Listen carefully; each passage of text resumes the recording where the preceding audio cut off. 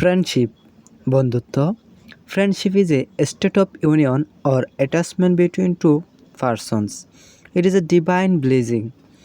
It appears as a harbinger of peace and satisfaction among the perturbed minds.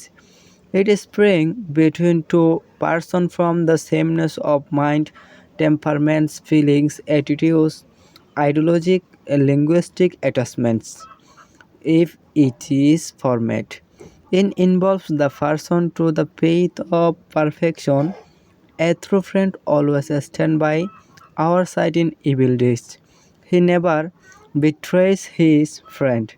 The people bound mind and refines our outlook.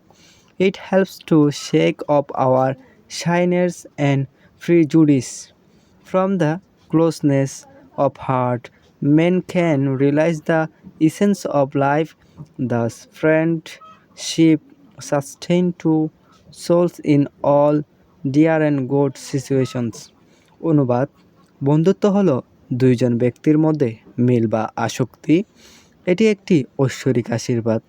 এটি ব্যাকুলিত হৃদয়ের মধ্যে শান্তি ও তৃপ্তির দূত হয়ে উপস্থিত হয়।